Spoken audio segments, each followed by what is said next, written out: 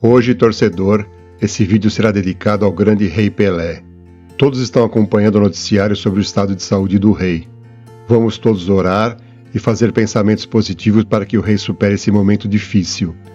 Nós aqui do canal Direto da Vila desejamos muita saúde e vida longa ao rei.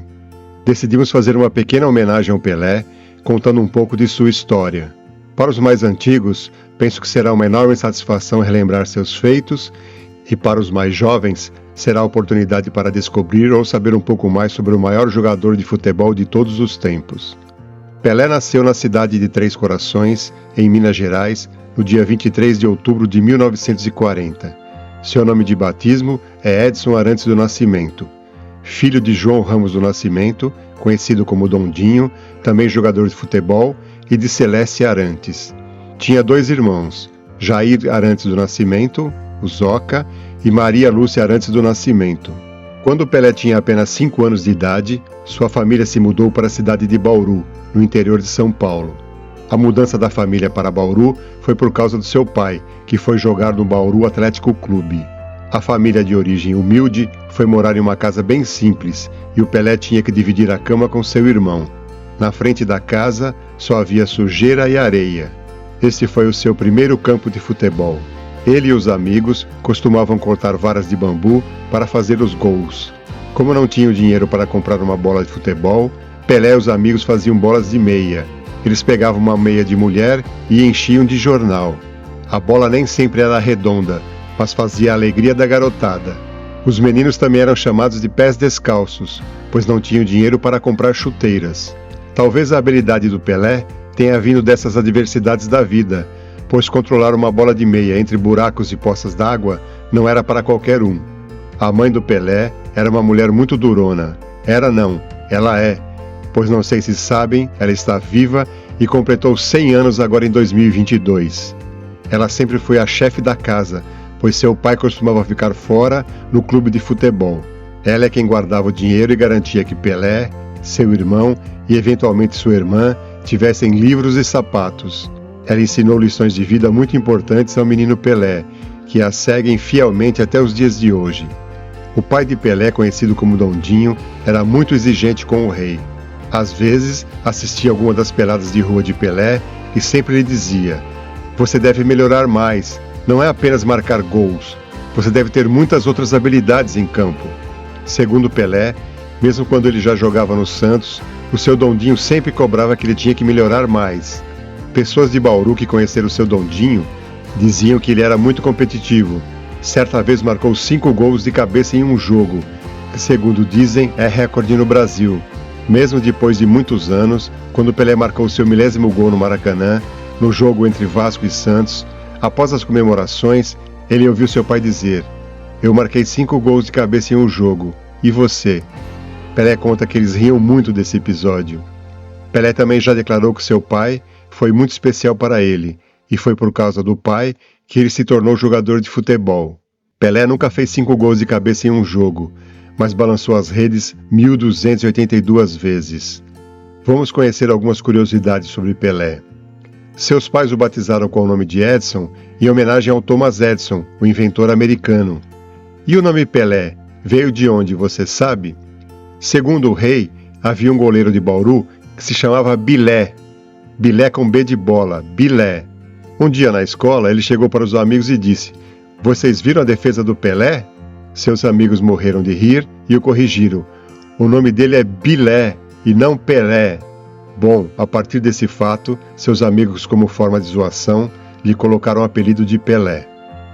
A carreira de jogador teve início aos 13 anos de idade, quando começou a treinar no juvenil do Bauru, mesmo time que seu pai jogava. Lá também foi onde ele conseguiu seu primeiro emprego, engraxando as chuteiras dos jogadores mais experientes. Quando Pelé começou a se destacar no juvenil, Valdemar de Brito, ex-jogador e técnico do Bauru Atlético Clube, vislumbrou o talento do jovem jogador e o levou ao Santos Futebol Clube. Pelé chegou no Santos em 8 de agosto de 1956 e com 15 anos de idade se tornou atleta profissional do Peixe. Pelé conta que ao entrar no vestiário do Santos pela primeira vez, ele viu seus companheiros calçando as chuteiras. Ficou pasmo e pensou: "Esses caras são homens adultos, o que eu estou fazendo aqui?" Ele disse que essa imagem ficará em sua memória para sempre.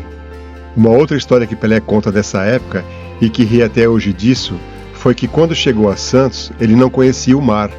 Um dia, enquanto esperava seu pai em um ponto de ônibus, ficou cansado e com sede e foi até a praia.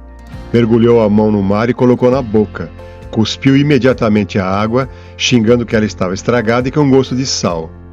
Pelé estreou oficialmente com a camisa do Santos em um jogo amistoso contra o Corinthians de Santo André, no dia 7 de setembro de 1956. O resultado foi de 7-1 para o Santos, com 2 gols de Pelé. Após sua chegada ao Santos Futebol Clube, todo mundo sabe o final da história. Pelé virou lenda e se tornou o rei do futebol.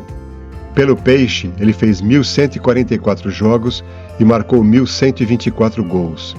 O último jogo de Pelé pelo Santos foi no dia 2 de outubro de 1974, contra a Ponte Preta, na Vila Belmiro, pelo Campeonato Paulista.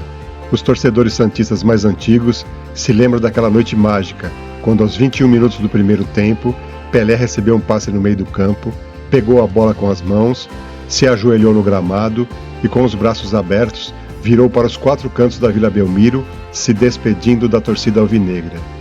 Esse gesto ficou na memória de todos que acompanharam os 20 anos da trajetória do Rei Pelé com a camisa do Santos.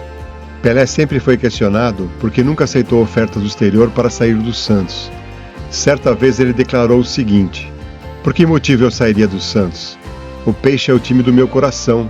O Santos foi considerado um dos maiores times de todos os tempos, não apenas no Brasil, mas no mundo. Nós vencemos 2 mundiais de clubes, fomos várias vezes campeões brasileiros e paulista. Viajei pelo mundo inteiro, e o mais importante é que sempre fiquei perto da minha família." Sua história na seleção brasileira começa no dia 7 de julho, com 16 anos, na Copa Roca, no jogo contra a Argentina no estádio do Maracanã, onde marcou seu primeiro gol pela seleção. A primeira Copa do Mundo disputada pelo Rei foi em 1958, na Suécia. Nos 2 primeiros jogos da Copa, Pelé ficou na reserva. Sua estreia foi no 3º jogo do Brasil contra a União Soviética. Nesse jogo, Pelé começou a usar a camisa número 10, que se tornou sua marca eterna. Uma história que Pelé adora contar ocorrida na Copa da Suécia é um caso que aconteceu com ele e o Garrincha. Todos sabem do gênio que era o Garrincha, mas ao mesmo tempo ele era um cara muito ingênuo. Naquela época, o radinho de pilha era totalmente novo e ele ainda não havia chegado ao Brasil. Um dia, a delegação brasileira estava visitando uma loja na cidade e seu companheiro de equipe Garrincha ficou muito intrigado ao ouvir uma língua estranha vindo do radinho. Pelé segurou o aparelho e o examinou com curiosidade, pois até então ele só conhecia os rádios a válvulas, que eram muito grandes na época. O Garrincha viu Pelé segurando o rádio e disse: "Pelé, por que você está tão interessado nessa bobagem?" O Pelé respondeu: "É incrível, eu gostaria de comprar e levar para o Brasil." O Garrincha, em sua enorme inocência, diz: Não compre isso. Você não vai entender o que as vozes dizem. Esse rádio só fala sueco." O Garrincha não tinha noção de que quando Pelé trouxesse o aparelho de volta para casa, o sinal de rádio no Brasil seria em português. Quando a delegação brasileira chegou ao Brasil e o Garrincha descobriu que o rádio falava português, foi muito zoado pelos jogadores, principalmente pelo Nilton Santos. O Pelé também gosta de contar que uma de suas maiores tristezas dessa época foi perceber que o mundo não conhecia quase nada do Brasil e achavam que a capital do Brasil era Buenos Aires, ou não sabiam onde o Brasil ficava no mapa. Mas ele diz com muito orgulho que depois da final da Copa de 58, todos ficaram sabendo onde era o Brasil. Esta será a primeira das 3 Copas que Pelé irá conquistar.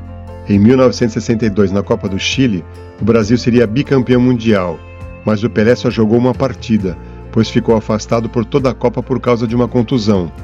Em 1970, na Copa do México, viria a consagração final. O Brasil foi tricampeão mundial, com uma participação excepcional do Rei. Pelé conta que ao final da Copa de 70, já sabia que seria sua última Copa. Por isso, as lágrimas derramadas no final da partida contra a Itália foram lágrimas de alegria e ao mesmo tempo de tristeza, pelo fim de seu ciclo com a camisa da seleção brasileira em Copas do Mundo. A última partida oficial de Pelé pela seleção brasileira aconteceu em 1971, em um amistoso no Maracanã contra a Iugoslávia. O Rei disputou apenas o primeiro tempo. Pelé deu uma volta olímpica e foi ovacionado pela torcida que lotava o estádio. Quando sua carreira no Santos e na seleção brasileira terminaram, Todos pensaram que Pelé estaria aposentado. Mas aí, a estrela do rei brilha novamente e ele recebe um convite para uma oportunidade única, a de jogar futebol nos Estados Unidos. Pelé foi jogar no Cosmos de Nova York. Ele foi chamado para mostrar aos americanos o que era o futebol, ou soccer como eles chamam. Sempre perguntam ao Pelé quais foram as passagens mais marcantes de sua carreira. Ele sempre responde que, além das conquistas pelo Santos e pela seleção brasileira, teve uma passagem interessante em sua história que mostraram a ele o quanto ele representava para as pessoas. O episódio que ele se lembrará para sempre ocorreu na Colômbia em 1968, em uma partida disputada pelo Santos. Ele conta que seu companheiro de equipe Coutinho e um jogador colombiano começaram a brigar. Muitos jogadores correram para tentar separar a briga. Quando as coisas se acalmaram, o árbitro vai e expulsa o Pelé. Na verdade, o Pelé tentou separar a briga. O árbitro havia confundido o Pelé com o Coutinho e obrigou o rei a sair de campo. Pelé saiu de campo furioso e foi para o vestiário. Então, ao tirar as chuteiras, começou a ouvir um barulho. Era a multidão gritando lá fora. Seu treinador corre para o vestiário e diz: Pelé, volte, você tem que voltar. O rei responde: O quê? Eu não posso voltar, eu fui expulso. O treinador responde: Não, você não entende, não tire as chuteiras. A torcida protestou e quer que você volte ao gramado. A torcida colombiana havia percebido o erro do árbitro e exigiu a volta de Pelé. O árbitro que cometeu o erro foi substituído por um novo juiz. Nunca na história do futebol se havia trocado um árbitro e deixado um jogador expulso retornar ao campo. Quando Pelé voltou ao campo, foi ovacionado pela multidão. Em sua carreira como jogador de futebol, Pelé contabiliza números inquestionáveis que ratificam o porquê ele foi considerado o maior jogador de todos os tempos. Pelé fez 1.282 gols, sendo 1.124 gols pelo Santos, 95 gols pela seleção e 63 gols pelo Cosmos. Com o passar dos anos e com a revolução das redes sociais e da mídia em geral, as pessoas esquecem esses números e colocam em xeque o reinado de Pelé, principalmente a imprensa europeia, que questiona os 1.000 gols de Pelé e menospreza seus números, dizendo que Pelé nunca jogou na Europa, onde ficam os grandes clubes, e que marcar gols em times inexpressivos no Brasil não significam que ele foi o maior de todos. Só que eles esquecem que os gols de Pelé foram marcados na década de 60, época em que o Brasil era tricampeão do mundo de futebol, quase que seguidos, pois venceu as Copas de 58, 62 e 70, derrotando as maiores seleções de todo o mundo. E clubes como o Santos, o Botafogo e outros eram acostumados a excursionar pela Europa e vencer os times de lá com uma certa frequência. Os europeus não podem esquecer o final do Mundial de Clubes de 1962 em Lisboa, onde o Santos venceu o Benfica de Eusébio, que à época era o campeão da Champions League.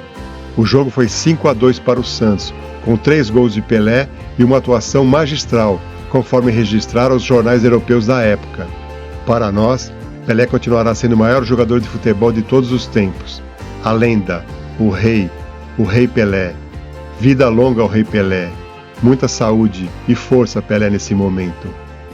E você, também acha que Pelé foi o maior jogador de todos os tempos?